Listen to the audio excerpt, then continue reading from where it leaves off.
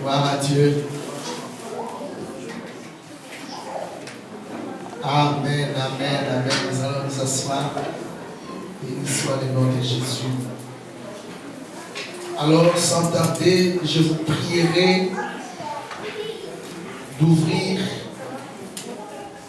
vos Bibles dans la première épître de Paul aux Corinthiens. 1 Corinthiens, nous sommes au chapitre 2e. Nous allons lire le verset 14 et 15. Chapitre 2, première épître de Paul aux Corinthiens. Si vous n'avez pas la Bible avec vous, prenez la Bible. Toi, tu n'as pas la Bible. Il faut demander. C'est mieux de lire. Tu donnes ici au frère. 1 Corinthiens, chapitre 2, versets 14 et 15. Et aussi le chapitre 3, qui vient juste après. Là, nous lisons le verset 1 à 3. Donc, du premier au troisième verset. Chapitre 2, 14 et 15. Chapitre 3, 1 à 3. J'ai lu au nom de Jésus. Mais l'homme naturel n'accepte pas les choses de l'Esprit de Dieu, car elles sont une folie pour lui. Et il ne peut les connaître parce que c'est spirituellement qu'on en juge. L'homme spirituel, au contraire, juge le tout et il n'est lui-même jugé par personne. Amen. Chapitre 3, le premier jusqu'au troisième verset. Pour moi, frère, ce n'est pas comme à des hommes spirituels que j'ai pu vous parler, mais comme à des hommes charnels, comme à des enfants en Christ. Je vous ai donné du lait, non de la nourriture solide, car vous ne pouviez pas la supporter. Et vous ne le pouvez pas même à présent parce que vous êtes encore charnels.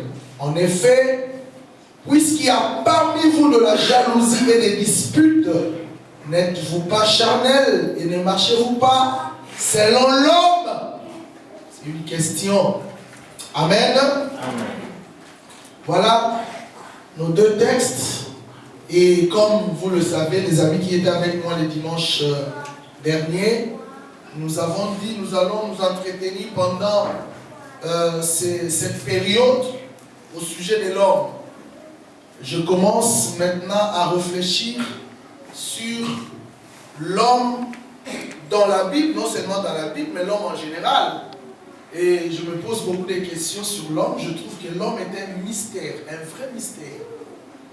Et je peux même te dire que même la femme qui est à tes côtés, tu ne la connais pas. Même l'homme qui est à tes côtés, avec qui vous passez beaucoup de temps et des années, nous ne les connaissons pas, vous ne les connaissez pas, tu ne le connais pas. L'homme est un mystère. Et pour comprendre cet être mystérieux, dangereux, qui est l'homme, il a fallu pour moi aller dans la compréhension des différents éléments qui composent, qui constituent l'homme, les différentes composantes de l'homme. La fois dernière, nous avons essayé de parler de l'homme avec l'intelligence de l'homme. L'homme dans son intérieur, dans son esprit, dans son intelligence. Je ne parle pas de l'homme sur le plan culturel, ce n'est pas une anthropologie sociale, ce n'est pas une anthropologie culturelle, mais je me base sur la Bible. Donc je parle de l'anthropologie biblique, c'est-à-dire l'homme sur le plan biblique. Et c'est tout à fait différent, cet aspect de choses. Je fais juste un tout petit rappel. Au début, dans Genèse, nous avions lu, quand Dieu avait créé l'homme, Adam et Ève, qui étaient, comme vous le savez, intacts, intègres, droits, justes, le péché est rentré et Ève, l'écrivain, l'auteur, celui qui a écrit ces récits, dit que lorsqu'ils ont mangé le fruit, l'intelligence de l'homme a vu que le fruit était bon à manger. C'est-à-dire que le diable, pour venir toucher l'homme et faire introduire le péché, au départ, il a touché l'esprit, l'intelligence, le nous en grec. Cette intelligence qui n'est pas l'intelligence d'après la pensée grecque, qui n'est pas une intelligence comme une rationalisation, une rationalité, une pensée rationnelle, une intelligence scientifique. Non, c'est l'intelligence qui est dans l'esprit, qui permet à l'homme de discerner, qui permet à l'homme de comprendre. C'est cette intelligence qui a été touchée. Et depuis le péché, l'intelligence de l'homme s'est développée dans cette négation, dans cette négativité, dans cette conception du discernement dans le péché, dans le chèque. Et depuis ce temps, l'homme était incapable, frères et sœurs, de comprendre le bien. Le bien était transformé en mal, le mal était transformé en bien. Dès que quelque chose se présente devant lui, ça passe par l'intelligence. L'intelligence discerne à cause du péché, elle discernait mal. Et l'homme était esclave du péché parce qu'il obéissait à son intelligence. Et Paul, dans le Nouveau Testament, explique aux chrétiens, en parlant du renouvellement de l'intelligence, il dit, afin que vous discerniez ce qui est bon, ce qui est agréable. Moi, avec le Saint-Esprit, je peux trouver que, par exemple, je suis juste un exemple, que la pédophilie, c'est mal. Je peux voir ça tout à fait mal, très mal d'ailleurs. Je peux voir l'homosexualité comme un phénomène, je dis mal, mais pour une autre personne, l'homosexualité n'est pas mal. Vous pouvez vous lui poser la question, mais pourquoi pour toi l'homosexualité? Il a des arguments, peut-être des arguments scientifiques, prouvés. À partir du moment où il prouve pour lui que l'homosexualité n'est pas mal, vous ne pouvez pas peut-être les condamner. Pourquoi? Parce que son intelligence, qui est souillée, qui est flétrie, le pousse à trouver ce qui est mal, bien. C'est lié à son intelligence, ça discerne ça comme ça. Donc pour qu'il arrive à comprendre que l'homosexualité était mal, le problème partira du renouvellement de l'intelligence. Il faut que l'intelligence, le nous, soit renouvelé. Parce que depuis le péché, l'intelligence était obscurcie. L'intelligence était aveuglée. Quand l'intelligence n'est pas renouvelée, tout ce qui est mal, tu le verras bien. Même si ça te détruit, tu le trouveras normal parce que tu as un problème dans ton intelligence. Il faut le renouvellement de l'intelligence qui est présent. Amen. Paul dit, renouvellement de... Ne vous conformez pas au siècle présent, mais soyez... Vous savez, tous ceux qui ont l'intelligence renouvelée sont des anticonformistes. Dis après moi, anticonformistes. Ils ne se conforment pas au siècle présent. Ils ne se conforment pas à la mondanité.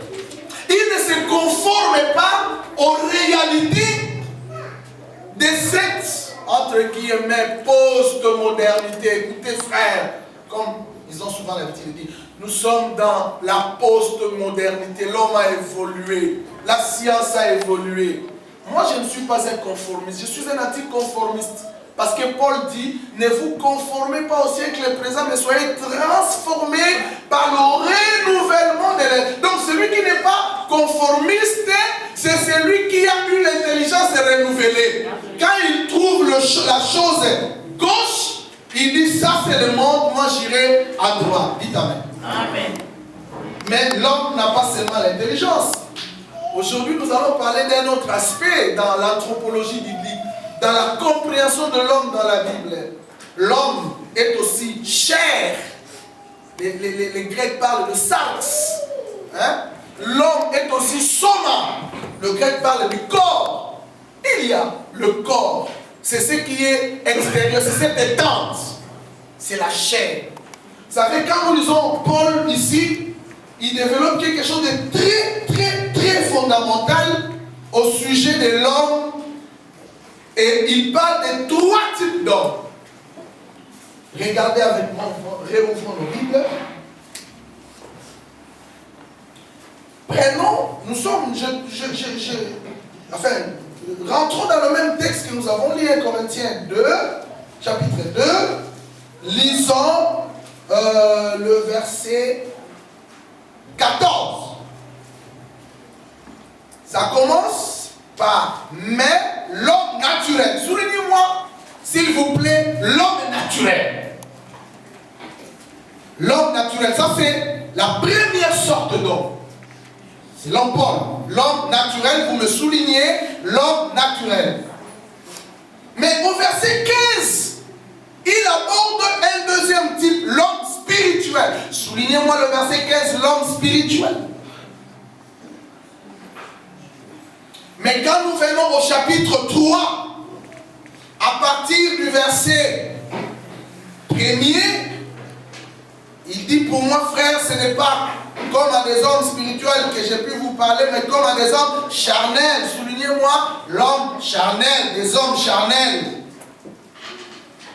Voilà les 3 types d'hommes. La trilogie humaine, d'après la pensée de Paul. L'homme animal, l'homme spirituel et l'homme charnel.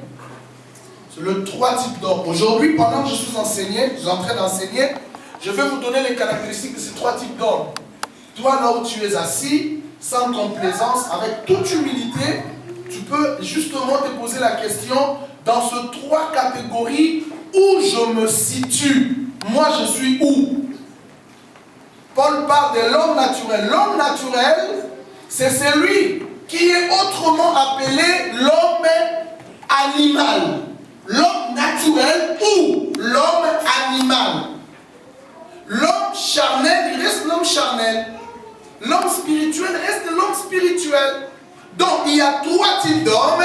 L'homme charnel, l'homme animal et l'homme spirituel. L'homme animal ou naturel est aussi appelé l'homme psychique.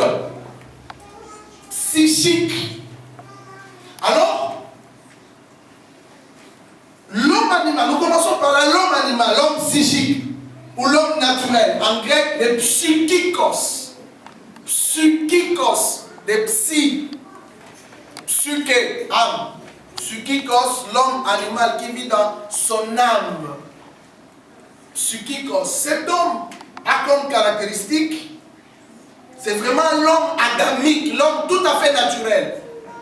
Quand je parle de l'homme adamique, l'homme qui est l'héritier, oh yes, l'héritier d'Adam, l'héritier naturel, physique, spirituel d'Adam, mais qui n'a pas encore subi la transformation. Il est animal, parce que ce que fait l'animal, il peut lui aussi le faire. Il est animal, parce que l'animal ne vit pas par intelligence. L'animal vit par l'instinct. La différence qu'il y a entre l'homme et l'animal est poussé par son instinct. L'instinct est une détermination, un facteur inné qui détermine une conduite donnée. Et celui qui vit par l'instinct n'est pas un homme, c'est un animal. Et ici, Paul ne jurie pas, il ne diminue pas, mais il nous fait comprendre que si on prend un tel homme, on les compare avec un animal, ils sont pareils. L'animal a du mal à abandonner ce qu'on lui demande d'abandonner. Cet homme également a du mal à abandonner ce qu'on lui demande d'abandonner. Parce que c'est un animal. L'animal, on ne l'éduque pas, on le dompte. Cet homme, on a du mal à l'éduquer, il faut le dompter. L'homme animal, il est tout à fait naturel. Il n'a pas l'expérience du Christ. Les choses de Dieu, Paul dit, sont une folie pour lui. Vous pouvez être un docteur en droit, un docteur de l'université, un recteur, un président, un professeur, mais si vous n'avez pas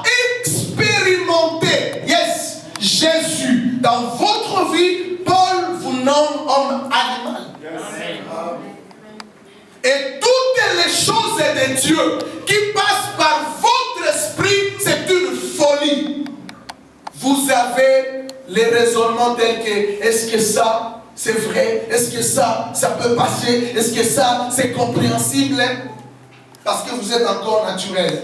Il ne peut pas comprendre les choses de Dieu. Il est loin de Dieu. C'est vraiment l'homme dans son caractère adamique. Oh, quand nous lisons Paul dans 1 Corinthiens 15 développe deux types d'Adam. Il parle de l'Adam premier et de l'Adam dernier. Si de même nous étions nés en Adam premier, de même nous sommes obligés de naître en dernier Adam. C'est-à-dire quand il parle d'Adam, c'est deux extrêmes, mes amis. Dans l'une, Adam premier, Adam naturel. Dans l'autre, le dernier Adam qui est Christ, Adam spirituel. Si vous êtes né en Adam premier, naissez aussi en Adam dernier. Il y a des gens qui sont nés en Adam premier et qui sont restés dans la semence d'Adam premier sans naître en Adam dernier pour hériter la semence d'Adam dernier. C'est des hommes charnels. Pardon, c'est des hommes naturels, animaux. C'est lui qui veut vivre la vie de Dieu doit naître en dernier Adam. Parce qu'il dit, le premier Adam est terrestre, le dernier Adam est céleste. Le premier Adam est faillible, le dernier Adam est infaillible. Le premier Adam c'est une âme vivante, le dernier Adam c'est un esprit vivifiant. Un esprit qui donne la vie. Psychikos. Les choses de Dieu sont une folie. Venir à l'église pour lui c'est un problème, c'est un combat. Parce que c'est une charge. Il peut. Je posais la question à une soeur une fois. Ma soeur, pourquoi tu ne fais pas les dimanches? Je dis, ah papa, j'ai mal. J'ai travaillé la semaine, j'ai mal. Je lui ai reposé la question. Aujourd'hui dimanche, pour venir à l'église, tu as mal. Mais demain lundi, tu iras au travail. N'est-ce pas? Il dit oui. Est-ce que tu crois que ce mal que tu as s'arrêtera les dimanches soir pour que lundi tu retrouves la force d'aller au travail? Il dit non, je continue à avoir mal. Mais pourquoi les dimanches tu brandis, j'ai mal, et le lundi tu dis je vais aller au boulot? Tu es encore animal. Tu es naturel parce que les choses de Dieu sont une folie pour toi. Vous voyez là où le diable nous prend pour venir à l'église, je m'aime. Ça ne va pas, j'ai travaillé toute la semaine, mais lundi tu reprends le boulot. Et le mal que, la raison du mal là que tu brandis, tu le reçois justement du boulot. Je n'interdis pas le boulot, au contraire, nous devons travailler, mais faisons la part de choses. Les dieux, la force qui vous amène au boulot, ça vient de Dieu. Il vous le donne. Alors, venez lui dire merci de tout ce que pour ça. On ne vous prend pas beaucoup de temps, c'est juste 2-3 heures. 2-3 heures, vous avez des arguments. Toute la journée, vous n'avez pas d'arguments. Parce que là, vous savez qu'il y a un salaire, vous allez vivre. Et ici, Jésus dit, l'homme ne vivra pas du pain seulement, mais de toute parole qui sort de la bouche de Dieu. Ça veut dire quoi? Il a parlé des deux vies, non? Quand il dit seulement, il a parlé des deux vies. L'homme ne vivra pas du pain seulement. C'est-à-dire, il y a déjà une vie par le pain, c'est le travail. Mais de toute parole qui sort de la bouche de Dieu aussi, je pouvais compléter. Donc il y a la vie par le pain, mais il y a aussi la vie par la parole. De même, tu travailles pour la vie du pain, le corps travaille aussi pour la vie de l'âme, la parole de Dieu. C'est comme ça.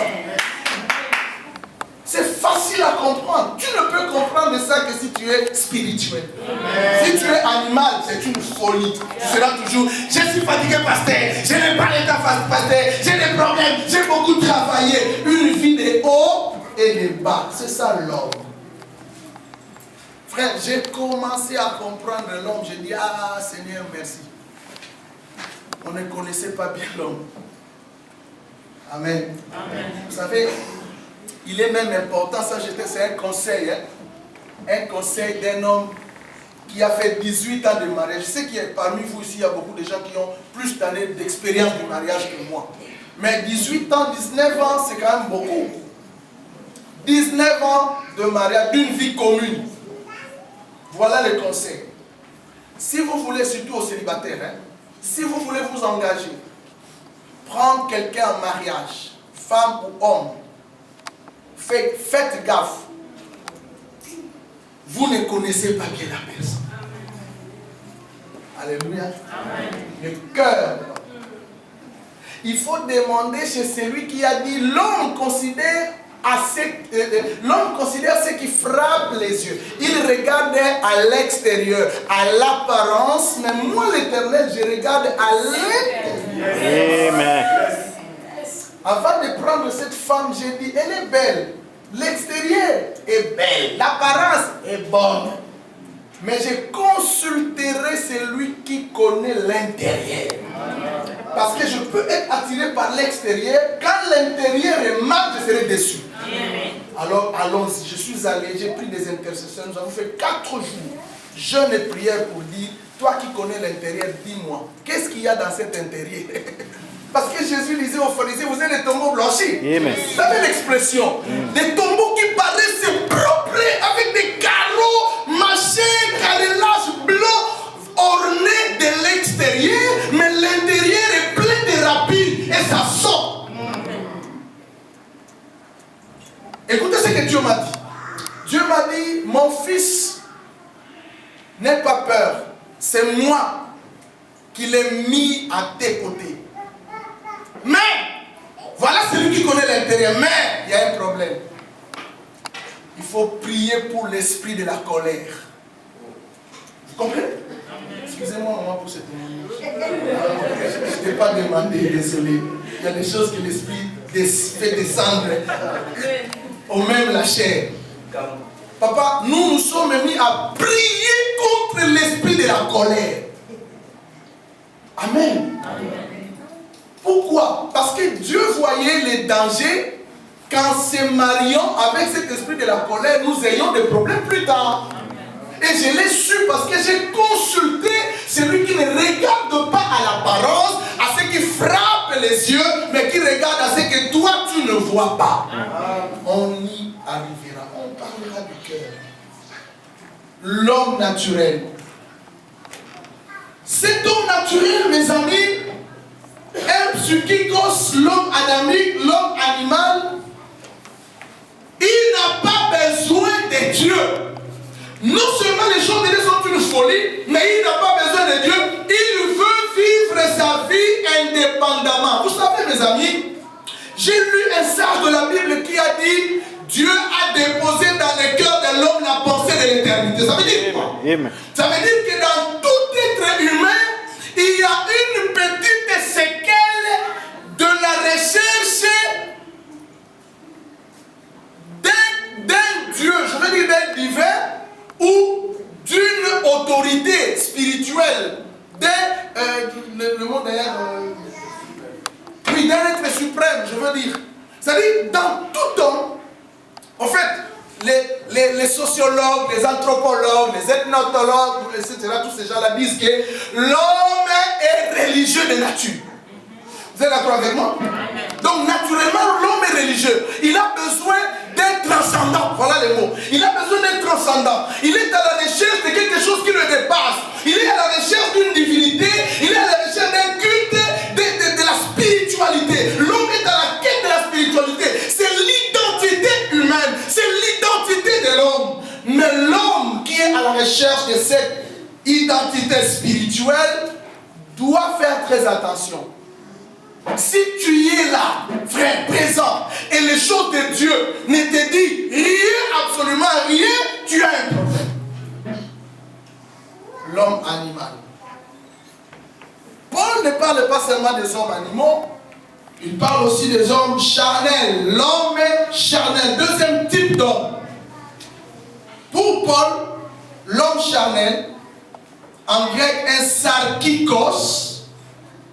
L'homme naturel, j'avais dit psychikos, l'homme charnel, sarkikos. C'est quelqu'un qui est converti. C'est quelqu'un qui connaît le Seigneur. C'est un croyant. Il peut être croyant. Bon, quand je dis connaît le Seigneur, bon, c'est un croyant. C'est un religieux. Il aime Dieu. Il dit, moi je n'ai pas de problème. Moi je connais Dieu, frère. Pasteur, moi je connais Dieu. Même si tu ne vas pas à l'église, je connais Dieu. Voilà un homme charnel. Il est croyant. Il est chrétien, entre guillemets. C'est quelqu'un qui est converti peut-être aussi. Mais il y a un problème. Parce qu'avec lui, c'est le problème de la chair. Il est croyant, mais il marche encore selon la chair. C'est ça l'homme charnel. Sarkique, sarx, chair. Quand on différencie sarx et soma, chair et corps, c'est clair parce que le corps du Christ, on ne dit pas la chair du Christ, l'église n'est pas la chair du Christ, l'église est le corps du Christ. Amen. Les corps donnent une autre connotation. Quand on utilise le mot corps, c'est plus dans l'aspect du positif. Plutôt quand on utilise le mot chair, c'est plutôt dans l'aspect des négatifs. Parce que dans la chair, tu vois, dans ta chair là, il y a des désirs. Les désirs sont dans le sang, les désirs sont dans le muscle, les désirs sont dans cette chair, les désirs sexuels, les désirs de la haine, le désir de boire, les désirs de manger, les désirs de paraître, c'est dans la chair. Et ce désir-là, naturel mes amis, mais malheureusement, il se transforme en convoitise. Quelle est la différence entre un désir et une convoitise? Le désir, il est naturel. Hein? C'est un besoin. J'ai le désir de boire, le désir de manger, c'est naturel, c'est un besoin. Mais lorsque ça prend l'aspect négatif, ça change de nom. Ce n'est plus un désir, ça devient une convoitise. Convoitise de la chair. Un homme charnel, il vient à l'église, hein. Il adore, hein. Il est aussi pasteur, hein. Il prêche, il est diacre, ancien, il prie, il modère, il fait le protocole, il a sa Bible sous les épaules, mais il a un problème dans sa vie, sa chair combat son état spirituel. Amen. Il est dans la chair, c'est-à-dire il n'arrive pas à supplanter, à surmonter les désirs, les convoitises de sa chair. Voilà l'homme charnel. Il est présent dans toutes les activités de l'église, mais il a la langue facile. C'est-à-dire il peut injurier. Et quand il injurie, il ne s'en rend pas compte qu'il injurie et il sort des paroles grossières, des bêtises et il est à l'aise. Il dit frère, ça t'est pour tomber ma Bible. Là, si on serait dans la Bible, il il est charnel. Alléluia. C'est-à-dire quand il est à l'église, il est avec nous. Demain après l'église, tu le vois dans la boîte. Et quand il se met à boire, il sort de la boîte le matin saoulé. Dimanche, pasteur, il est là. C'est un homme charnel. Il aime Dieu, Dieu l'aime aussi, Dieu ne le condamne pas. Sauf que Dieu lui dit, dépasse la chair, surmonte la chair. Le plus grand ennemi de l'homme, ce n'est pas d'abord Satan. Parce que Satan, j'imagine qu'il est extérieur de moi. Le plus grand ennemi de l'homme, ce n'est pas d'abord le monde. Le monde, je peux dire à mes pieds, arrête-toi ici, ne va pas dans la boîte, le pied m'obéira. Le plus grand, le premier, c'est ma chair. Amen. C'est ma sainte. Parce que je l'ai, je dors avec elle, je me réveille avec elle, je mange avec elle. La Bible dit, n'ayez pas soin de votre chair pour en satisfaire les convoitises. Amen. Vous comprenez? C'est-à-dire quand Jésus dit, n'ayez pas soin de votre chair, il veut tout simplement dire, la chair a des besoins, mais ne donnez pas satisfaction aux besoins. Et ne satisfait pas les convoitises de la chair. Frère, qu'est-ce qui peut t'empêcher aujourd'hui, ce soir, après le culte, tu dis, moi je vais à la gare du Nord, je suis célibataire, j'ai des désirs, je vais à la gare du Nord pour satisfaire mes désirs insatiables. Personne n'est arrêté là, parce que Dieu a créé l'homme libre, dites amen. L'homme est libre. Paul dit, c'est pour la liberté que Christ nous a affranchis. Seulement, ne faites pas de cette liberté un prétexte de vivre selon la chair. Amen. Dieu a créé l'homme libre. Dans ma liberté, je ne peux pas dire n'importe qui à ma soeur qui est devant moi. Dans ma liberté, je peux garder ma langue. Il y a des gens, frères, qui ont la langue très facile. Même ton éducation peut t'empêcher de dire n'importe quoi. Frère, tout le monde doit avoir éducation, études faites, et comment permettre de tout le sanité. La chair, frère. Vous êtes charnel qui satisfont au désir de la chair. Au besoin de la chair, il y a des gens qui sont esclaves de leur chair. Paul dit, chacun de nous est esclave de ce qui a triomphé de lui. Je reprends. Vous êtes présent? Amen. Chacun de nous est esclave de ce qui a triomphé de lui. Amen. Soit du péché qui conduit à la mort, soit de la justice qui conduit à la vie. Tu es esclave de ce qui triomphe. Qu'est-ce qui a triomphé en toi? Tu peux prendre la décision aujourd'hui, je ne peux pas fumer, je ne peux plus fumer, j'arrête de fumer, mais en sortant, tu dis, je n'en peux pas. Ce qui triomphe là en toi, tu es esclave. Amen. Et puisque tu es esclave, tu as besoin de quelque chose. C'est quoi? La délivrance. Amen. La délivrance. Vous savez, je vais vous expliquer très peu quelque chose. Si vous ouvrez l'épître de Paul aux Romains, chapitre... Non, ne lisez pas. Je vous dis seulement, vous pouvez aller lire à la maison, c'est une information. Du premier chapitre jusqu'au chapitre 5, faites ce petit exercice. Paul utilise le mot péché. Dans ce texte-là, il utilise, merci. Il utilise le mot péché au pluriel. Péché au pluriel, donc avec S. À l'égala, Massoum, Romains 1 à 5, chapitre 1 jusqu'au chapitre 5. Mais quand vous commencez à partir du chapitre 6, il utilise le mot péché jusqu'au chapitre 7, je crois. Il utilise le mot péché au singulier.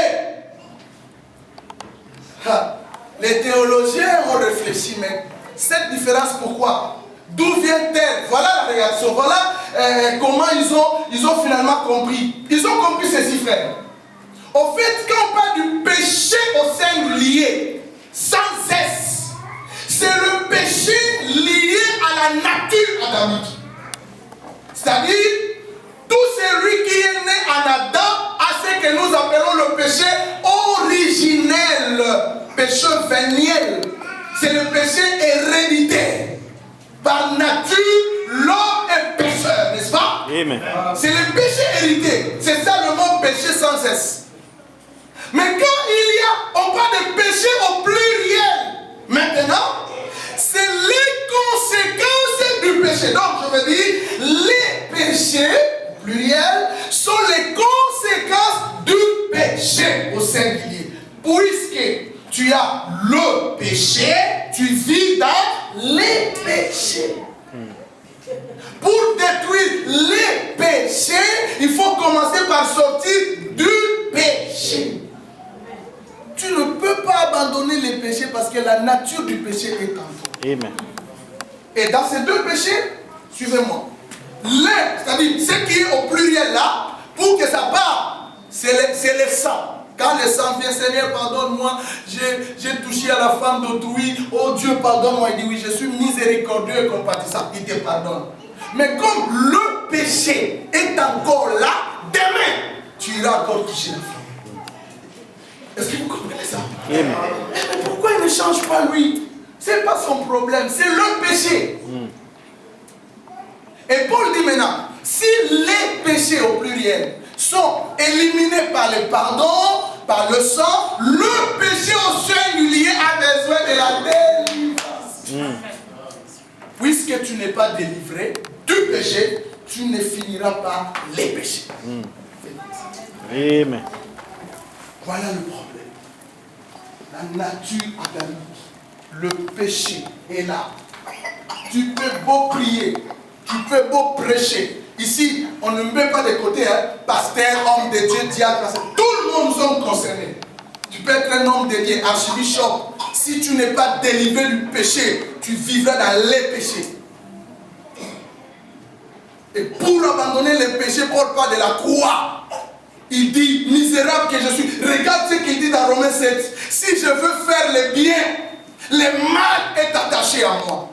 Le bien que je veux, je ne le fais pas. Le mal que je ne veux pas, je le fais. Pourquoi misérable que je suis? Qui me délivrera? C'est le problème du péché. Amen. Il faut briser la chair. C'est ton grand ennemi. Tu as besoin de croître, mais tu ne pourras pas croître. Parce que la chair prend place. Parole grossière, frère. Soit avant l'oba, banou là, on sait fois.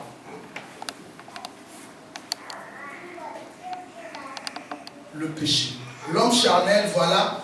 Allons-y maintenant à l'homme spirituel pour clôturer mon enseignement de cet après-midi. Le pneumatikos. Pneumatikos. L'homme spirituel, le pneuma, esprit en grec.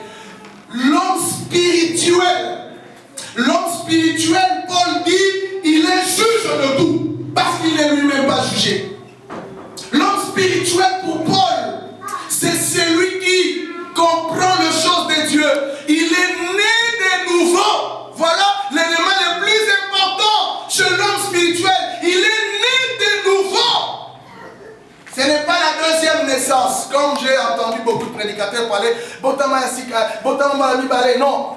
Parce que la première naissance, moi j'ai hérité la semence de mon père. J'ai la semence de mon défunt père. Il s'appelait Vita. Il a déposé cette semence et cette semence a produit, me voici. Mais la nouvelle naissance, ce n'est pas la semence physique de mon père, mais c'est la semence divine de Dieu. De même, tu étais né en Adam premier, il faut naître en dernier Adam. Oh, pour naître en dernier Adam, il faut mourir en Adam premier et vous allez naître en Adam dernier. Amen. Oh, est-ce que vous comprenez ça? Amen. Mourir en Adam premier, ça veut dire crucifie ta chair. Soyez morts au péché et vous allez naître en Jésus et vous serez un chrétien né de nouveau. La nouvelle naissance, ce n'est pas un passage, mes amis, mais c'est une rupture. Je romps la vie ancienne, je commence la vie nouvelle. Paul dit, si quelqu'un est en Christ, il est une nouvelle création. Nos versions ont très mal traduit, je suis désolé. Quand je lis ce texte dans mon Nouveau Testament grec, je ne trouve pas créature, hein. Je trouve création. Si quelqu'un est en Christ, il est une nouvelle création. Et voilà ce que Paul dit. Les choses anciennes passent. Et les choses nouvelles arrivent. Donc, il n'est pas création ancienne, vieil homme, il est création nouvelle, homme nouveau. Si vous le voyez, vous voyez comme il y a 2 ans et comme il y a aujourd'hui, vous trouvez la différence. Mais quand on te prend, il y a 10 ans et aujourd'hui tu es la même personne. Awa toye banaten, toye banamukuluwa. Amen. Oh, nayepe, oui. Oh, vous prophétiser, je ne l'ai jamais connu moi. Amen. Parce qu'il n'avait pas fait la rupture, il a fait le passage. Il est passé, il a sauté comme ça. Jésus dit non, ne sautez pas. Yakala et l'ongwa. C'est comme l'habit. Tu déshabilles l'ancien habit, tu mets le nouveau habit. C'est ça, celui qui est né de nouveau. Tu vas commencer cette naissance en étant engendré. Tu commences petit, tu crois, tu grandis et tu as une nouvelle vie. Paul parle de la nouveauté de vie. Dans l'ennemi l'église. Pas problème pour battre, parce que l'église va pas dans la cité. Ce sont des créateurs de problèmes dans nos églises. La même langue, tu bénis Dieu, la même langue, nous autres, téléphone pour tomber. Tu n'es pas né de nouveau, tu n'es pas une nouvelle créature. Tu n'es pas spirituel. Je m'arrête là. Le Saint-Esprit a parlé. Je ne prie pour personne, je ne touche personne, chacun prie pour lui-même. Es-tu animal? Es-tu charnel ou es-tu spirituel? Lève-nous.